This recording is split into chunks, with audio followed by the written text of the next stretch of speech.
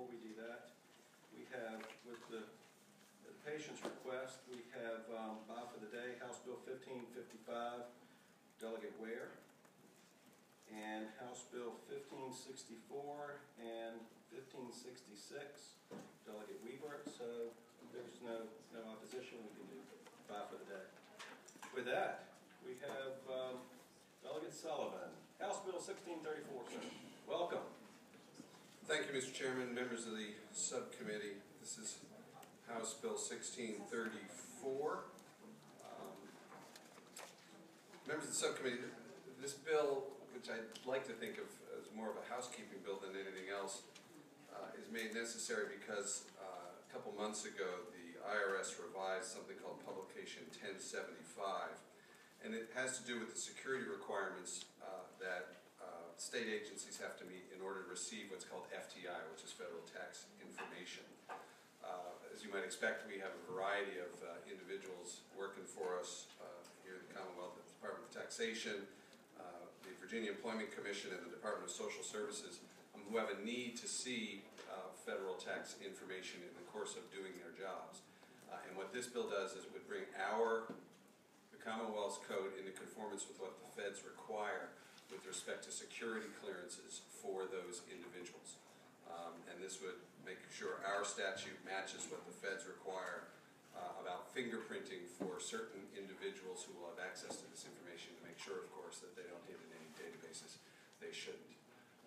I heard someone down here in front talk about a change. I did have a couple of amendments that I should probably offer before we go any further. There was an amendment which I think the committee has. We don't have it? You do have it. You can do amendments, please. Certainly, Mr. Chairman. The first amendment is on page 1, line 21. After shall, you would strike the remainder of line 21, all of line, well, up till July 1 of each year, strike through there and insert. Continue to record positions designated as sensitive in the Personnel Management Information System to ensure that the department has a list of all such positions. The second amendment, Mr. Chairman, is on page 1, line 26. After sensitive information including, strike information obtained from the Internal Revenue Service and insert access to federal tax information in approved exchange agreements with the Internal Revenue Service or the Social Security Administration. Mr. Chair, by way of brief explanation, the First Amendment, as I understand it, simply conforms the bill better to what the current practice is in terms of time. Let's get the amendments before us first, and then we can discuss those, to adopt those. Have a motion for the amendments? Second. And properly seconded. All in favor say aye. Aye. Opposition, same sign. Thank you, Mr. Chairman. Yes, sir. Got ahead of myself there. The First Amendment simply removes the hard date of July 1 and incorporates the process that this bill contemplates into the existing Personal Management Information System process. And the Second Amendment makes the bill more specific. There was a concern that as originally written, it was written too broadly in terms of capturing too many people, personnel who would have to go through this process. This makes sure that it only applies to tax, VEC, and DSS. So the bottom line, Mr. Chairman, is first off, there is no or minimal cost. There might be some costs associated with getting fingerprints checked and such, but as I understand it, those numbers are in the governor's bill. The real sort of eye-popping number is that if we can't do this, we frankly stand to lose something on the order of $120 million in terms of taxes and other things that some of these people at DES or DSS, excuse me, and VEC are chasing. So they need to have access to this information to do it. And there's a risk that if we don't have that, A, we won't be in conformity with federal law, and B, we'll lose money for the Commonwealth. This is an agency bill. I've got some folks here who are, I'm sure, happy to answer any questions if there are any.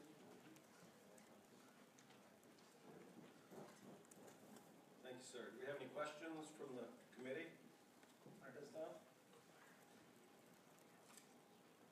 Okay. Look at line 15, if you will, starting where it says such policy. I'll read you the old language and I'll read you the new language. such policy shall provide for a state agency to require any employee, goes on to say have a background check. Now it says, such policy shall provide that a state agency may require. So we've gone from a shall to a may. So it looks to me like where we've required background checks, now we don't require background checks. It looks like a watering down in a code. I don't think that's right, Delegate. Burns? Craig Burns, Tax Commissioner. From any agency's perspective that deals with FTI, it will be shall, because we're not going to put that at risk. I can't speak to the definite reason why it was changed from shall to may, but you know, it gives us and DHRM the ability to determine who's sensitive, and for those who are sensitive, it will, you know, they will be required. It's going to be required of us to prove to the at least from taxes perspective to the IRS that these positions have in fact had that background check done. If I might add, Mr. Chairman, my understanding is that the language of this bill has been pre-vetted, if you will, with the feds as to what the feds will require of us in order to bless our system so that they will give us this FTI, and they're aware and in agreement with that change. Mr. Chairman, you know, when someone says I'm from the government, you're going to have to trust me. We all know where that leads us. And then also, that we're the state government. They're the feds. And I trust us and I don't trust them. But Mr. Chairman, from my perspective, is absolutely, the way that I read it, a watering down. And I wouldn't be able to support it the way it is. DHRM and we agree shall is, will the subcommittee go back to shall, that's fine.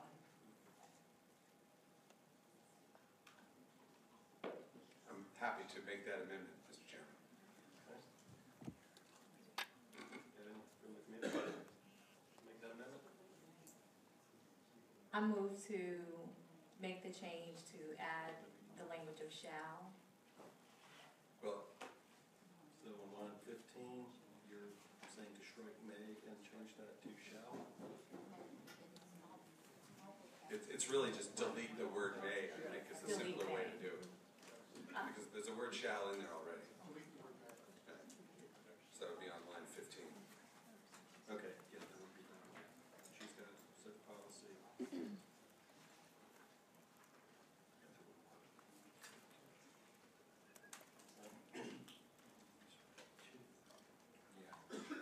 So.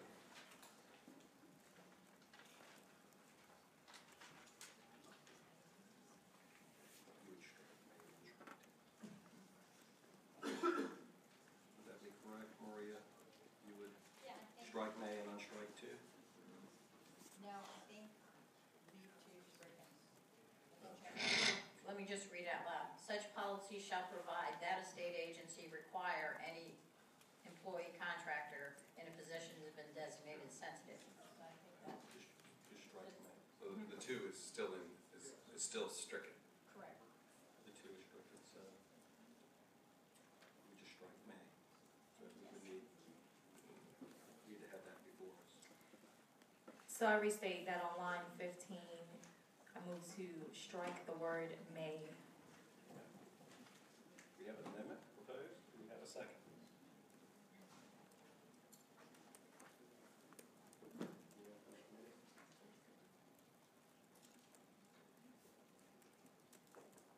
Okay, the bill is back before us in its original form. Further discussion. Do we have any folks anyone else to speak for the bill? Or in opposition to the bill? Committee, further discussion?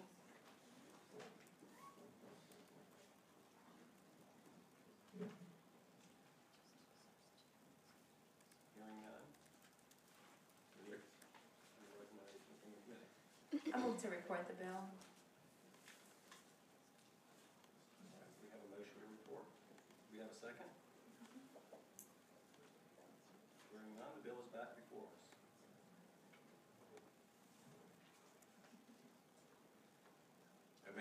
pitch, Mr. Chairman? Yes, sir, it's before you. Before us. Chairman, this is, as I said, an agency bill. It is the consensus of the agencies involved with this important work collecting revenues for our Commonwealth that this bill is frankly necessary in order to allow them to do that work. The folks at the BEC regularly are out and need access to FTI in order to do their jobs. The folks at the Department of Social Services need access to FTI in order to do their jobs, and unless we make this change, the feds will not be able to get the right people designated as having access to classified information, and this Commonwealth, frankly, will be hamstrung in its efforts to do its revenue collecting work. So I would ask the committee to pass the bill, whether it's in its original form or to reconsider its decision not to include the third amendment, because it's an important bill to revenue generation in the Commonwealth to make sure that we can get access to the information we need. All right, the bill is back before us, thank you. From the committee. I think it may be appropriate, dealing with the fiscal impact either way, not necessarily to refer to appropriations, but maybe have a discussion with appropriations and possibly come back next week if you wish to do that. Okay, happy to do that, Sound Mr. good? Chairman. So I'll be glad to get with some folks and sit down. Happy to do that.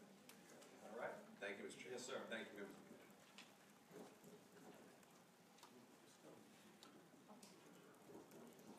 Delegate James. Welcome, sir.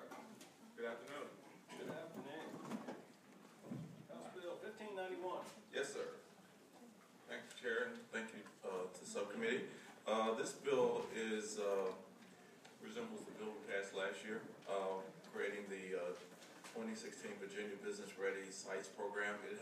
It merely lowers the acreage involved from 250 to 100 acres.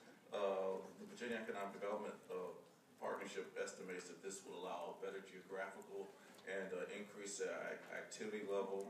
Currently, we have about 45 sites that have been localities. These sites have been identified.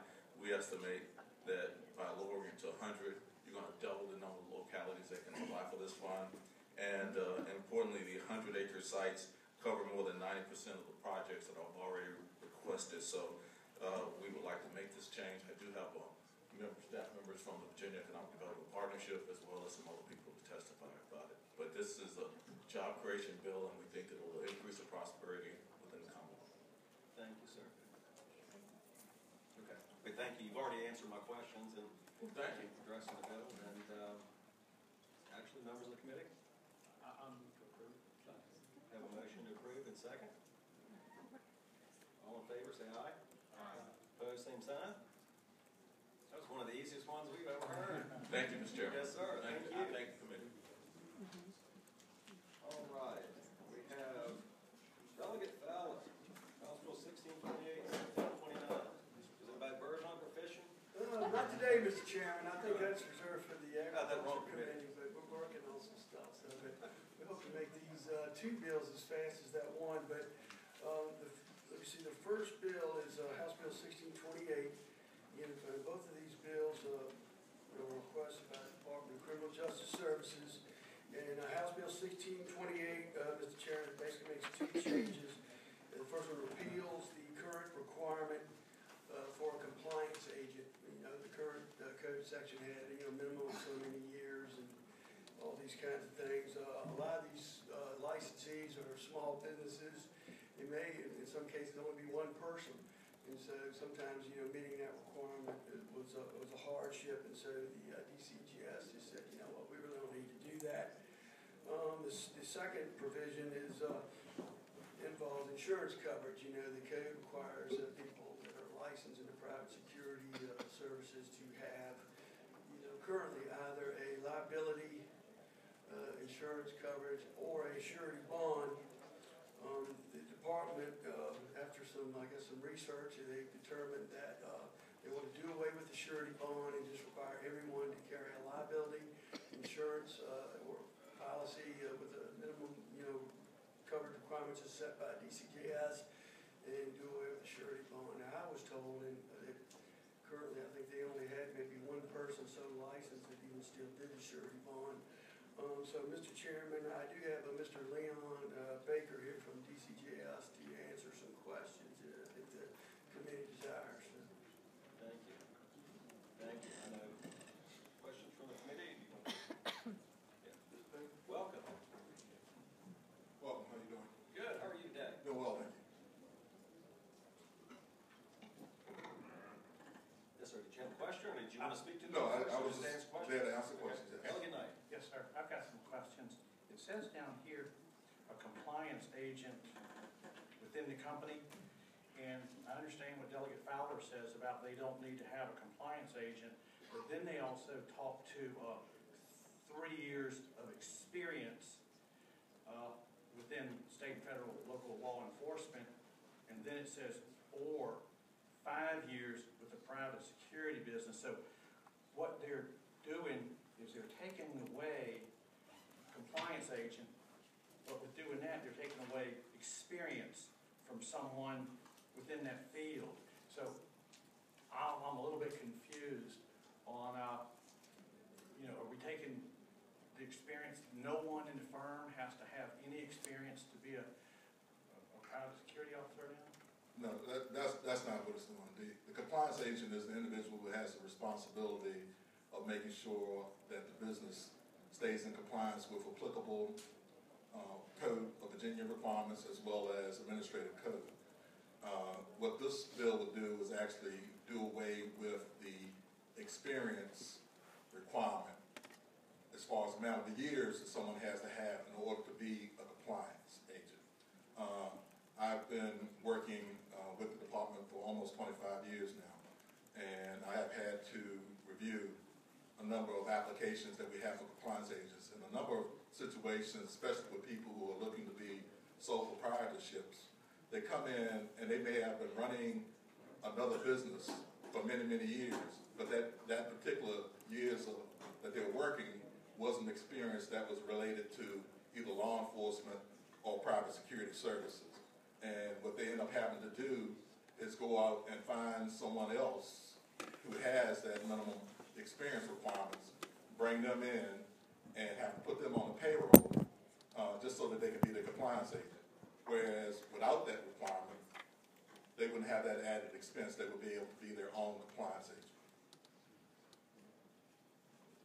Delegate Knight. Is there any experience requirement to be the private security person? No, any of the categories is basically a training requirement that they have to have in order to work. All right. Any further questions? Any further questions from the committee? Okay. I have a motion to report properly seconded. All in favor, say aye. Opposed, same sign. Bill carries. Delegate Fowler. Okay, I'm very sorry, but I came here to speak. Oh, I'm sorry. Okay. Welcome.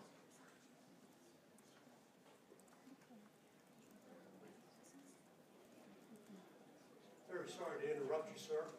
This is the first time I've ever been before committee, but my name is Tom Kaschak. I am a private security business owner. I am a one-man shop. I am my own compliance agent. However, I was able to be my own compliance agent because of my previous experience in law enforcement, 22 years with the Metropolitan Police Department in Washington, D.C., and 13 years with the Virginia State Police. And I've been a private security or private investigator since 2006. Now, as far as the compliant agent goes, I can perfectly understand them wanting to lower the requirements to allow someone who has never been in law enforcement or had that experience to allow them to be their own compliance agent, because it is expensive to try to hire someone to do that for you. However, instead of eliminating the experience requirement that they have in there, why don't we just add to it and say someone who has experience in running a business? Because you have to have just a little bit of knowledge about the law to to be able to conduct your business in private security. Private security, you all may not know, I mean, it's just a wide range of different activities that various companies are involved in. And that may include, having security officers who guard at events such as, the circus that might come into town, all the way up to working as personal protection officers for various dignitaries that may be visiting here in Richmond or anywhere else throughout the Commonwealth.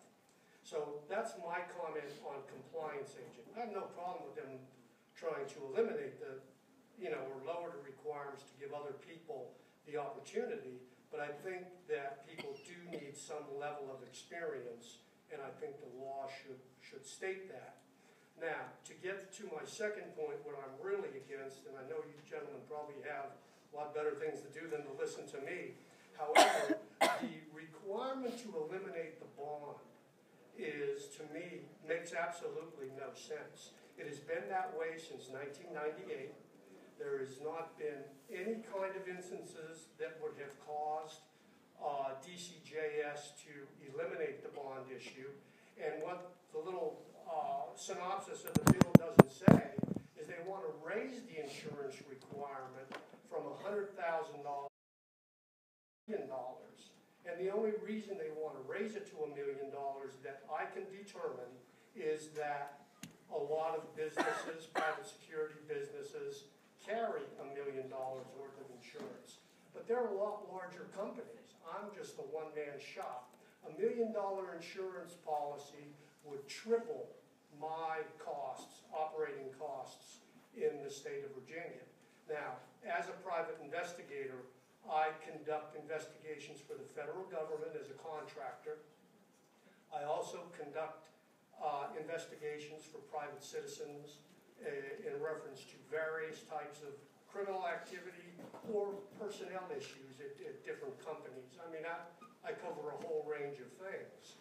So to raise my insurance requirement just because somebody who has 30, 40, or 50 employees carries $1 million worth of insurance, I don't understand why they should require everybody to carry that. I think the current law as it stands, if they want to amend anything, they should amend it to a minimum of what they currently have, which is the $100,000 insurance or the $100,000 bond. And then anybody that wants to carry more insurance than that, that's entirely up to them. I don't think we should take a vote of businesses or a survey of businesses, and because 50 businesses carry $1 million, I don't think we should legislate that requirement for all businesses, because it makes no sense to me. I'm sorry, I'm just a plain old ordinary citizen, okay? Don't have the experience in legislation that you gentlemen all have. However, just a common sense comment there, and I'm really asking you to strike that particular provision because it's going to hurt more people than what it's going to help. Because DCJS didn't call me and ask me about it.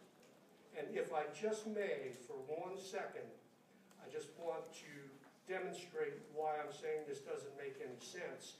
A couple of years ago, DCJS, without any rhyme or reason, removed the photographs from registration certificates for all private investigators in the state of Virginia.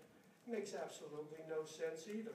I fought that very hard, and I came to Mr. Fowler about that, and that came up here, and the requirement was put back to return the photographs, which, once again, is only common sense. So I'm asking you to, again, please apply the common sense, because DCJS isn't telling you the whole story in the little synopsis that they put here. Thank you very much. And if you have any questions, be more than happy to answer them. Thank you so much. Any questions so far? The comment and question. Actually, let's get it back before us. We would need a motion. We're going to have to bring the bill. Mr. Chairman, Reconsider. having voted on prevailing side, I move that we reconsider the vote which we just took, so we can get the bill back before us for discussion. Have a motion? Second. Have a motion properly seconded. All those in favor say aye. Aye. Opposed, same sign. It's back before us. Thank you. Okay, thank you, Mr. Chairman. Leftwich. All right, so I believe that the requirements for experience and the bonding provisions are a balance between protecting the public and allowing citizens of our Commonwealth to engage in a profession of their own choosing. So our challenge here is to balance those requirements. And what I'd like to hear a little bit more about is, one, why there is a necessity for the experience for the compliance agent. And secondly, I don't deal with a lot of different bonding companies, but I've dealt with a lot of insurance companies, and I think that from a general observation, it's easier to collect on a bond because insurance companies have to litigate and deny liability. So I'd like to know why, from either side, why we should eliminate the need for a bond, because really that's there for the protection of the public. So Rod, I'm against eliminating. Okay, I'm sorry. Still here. But if you have comments that might enlighten and help me with Yes, my sir. deliberation, that'd be good.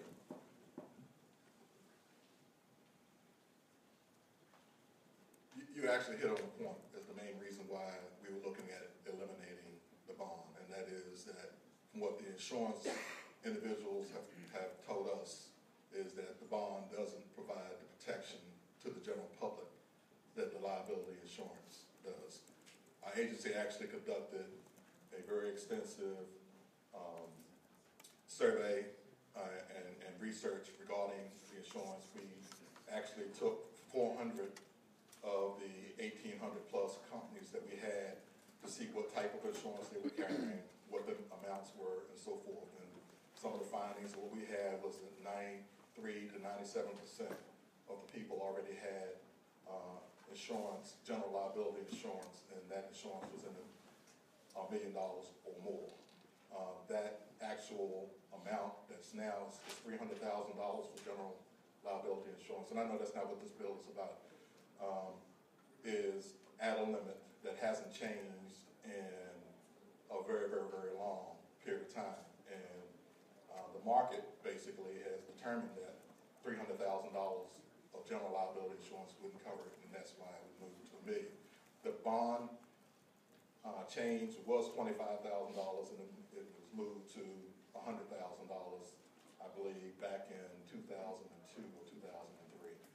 So the other aspect that the department took into consideration is when we were going through this process of conducting this survey, we actually presented to the Private Security Advisory Board, and the Private Security Advisory Board made a recommendation to the department that the limits for, and these individuals who are on the Private Security Advisory Board actually represent the industry. They are the individuals who are responsible for doing that. They voted in favor of the $1 million minimum general liability insurance, and also that we remove the bond as one of the requirements. So that's why we went forward with what we did. Mr. Chair, Yes, sir. I have a question for the gentleman. In your survey, were folks like this gentleman surveyed, or was that just a survey that? I shouldn't have said survey. What we did is we actually went into the records of the individuals who had submitted their insurance policies or certificates to us and reviewed what the limits were. So it's more of a research project than a survey. Follow-up question? Yes, sir. Then was there any follow-up? I'm feeling like this gentleman got left out of the mix somehow. There must be others like that who fall in that same category. Am I misreading this, or? As far as it's concerned about the liability insurance, I believe the way the code currently reads is that the amount for the general liability insurance is set by the Department of Criminal Justice Services. What's going on right now is we're going through the APA process of promulgating regulations where we would change the amount of the general liability insurance. So he has perfect opportunity to be participating through that. We're still in a proposed phase. It's not in a final phase yet. So he still has an opportunity to express his concerns in reference to that. So the follow-up question. So So there is a public comment period that, okay, Absolutely. There have been multiple ones already. thank you. If I just may answer to that question, or to that answer, the last public comment period, one of their own state agencies recommended against doing that. And that is in the public comments. As a matter of fact, I believe I have a copy of it. I'm sorry, I didn't, I can get you a copy of it, but I think I have it with me.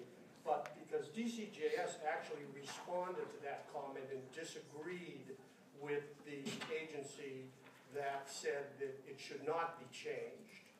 And I sat on, I was one of the members of the board that advised DCJS. And I was on that board when the incident came up about removing the photos from the ID.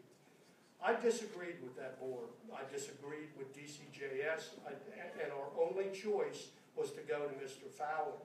And the following year when they did renewals, and I'm not saying that's the only reason, but there's no doubt in my mind, my membership was not renewed because I opposed DCJS. And I think DCJS just needs to regulate, do the regulations and do the enforcement in the private security sector and not worry about raising these insurance rates. There has not been one incident, not one citizen in this state or Commonwealth of Virginia that I know about that had to sue a private security services business and lost money because the insurance rates weren't high enough.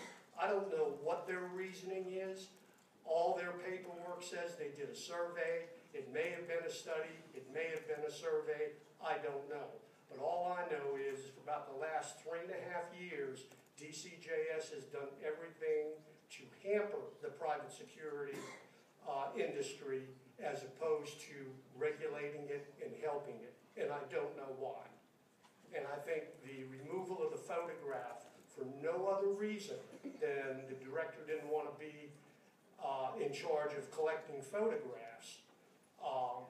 You know, you got to have a common sense reason to change things. My dad always taught me, don't fix it unless it's broken. And I don't think that this is broken. Mr. Chairman, I appreciate the gentleman's remarks, but they're largely editorial. I'm just trying to determine if the process and policy were followed correctly here. Thank you, Delegate Bell. And one, do you have a question, or I was going to make just ask Maria a question. In looking at this, possibly a reenactment clause with the promulgation of the regulations would address this? Mr. Chairman, by putting a reenactment or a delayed effective date, what you're effectively doing is putting this bill in sort of a hold pattern so that the regulatory stuff may be able to go forward, and if it's a good idea, then the General Assembly can pass it next year, or it can be effective next year. That's one way to sort of... Public comment period. Yeah. Delegate Bell, is that... Mr. Chairman, just reasonable for a price? second to clarify, you know, this bill isn't about insurance coverage. You know, DCJS always has the ability to do that through regulation, what they're doing. This is about whether or not we're going to have bonds or liability insurance within the compliance agency. So I just don't want folks get mixed up about the two. Now, I took the time to call my state farm agent, by the way, who does a lot of these kinds of policies for businesses, and she told me the typical liability policy would be somewhere between $500,000, or basically comparable to the same coverage with the bond. So again, if your insurance agency wants to charge you 3 times as much, you know, I'll be glad to get you in touch with my insurance agent, because I guarantee you can do better than that. But anyway, so I just want to make sure the committee is sure on that, what we're talking about here. So anyway, but I have no problem with the reenactment clause, if that's what you got. Because if I'm not mistaken, we'll have to go through the regulatory process. You'll have to get the public come in, and then you'll have the opportunity to speak at that time. So the reenactment clause would be a way to allow you a voice and and to address this during that process. I think the only thing that's going through the regulatory process is the insurance amounts, and not necessarily anything that's in this bill. Anyway, thanks. All right, the bill is before us. Delegate Knight? Delegate Fowler, knowing that the cost of doing business in the state of Virginia, if we were to pass this bill, and then we went through the regulatory process, and they would set limits at certain elevations or whatever for liability insurance, what I'd like to move, Mr. Chairman, is knowing that the regulatory process is going to be after the passage of this bill, is I would move to approve the legislation with an enactment clause for next year. Maria, can you tell us that, please? Mr. Chairman, the reenactment would go at the very end of the bill after line 130 that just says 2, that the provisions of this bill shall not become effective unless reenacted by the 2018 session of the General Assembly.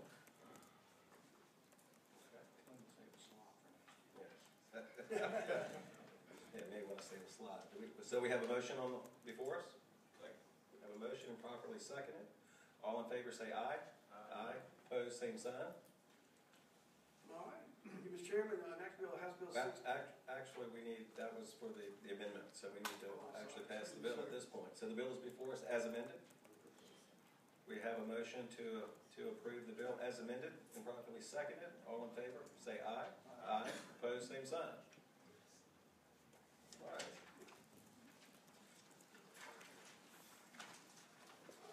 Mr. Chairman, bill before you, House Bill 1629, amends the code section for the private security licensees with respect to business advertising. Currently, their code section, which I'm sure you have before you had, calling cards, calendar, then you'd have to include your license number on that.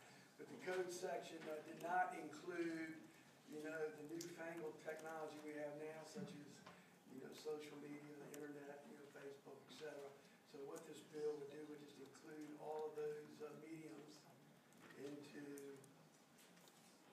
advertising. Bring it up to the 21st century. Bring it on up to, yes, and maybe even beyond. Anyway, if you have any, it's fairly straightforward. If you have any questions, again, Mr. Baker is here, then he had the technical stuff. Do you have any questions for the patron? Any folks to speak for the bill, against the bill? Call them all at the same time. All right, we have a motion to report. Second. Properly seconded. All in favor say aye. Aye. Opposed, same sign. Congratulations, Thank you, Delegate Mr. Chairman, Fowler. member of the committee. Thank you, sir. All right, that's right, good one back. That concludes the business before the committee. Is there anything else to come before the committee? All right, meeting adjourned. Thank you.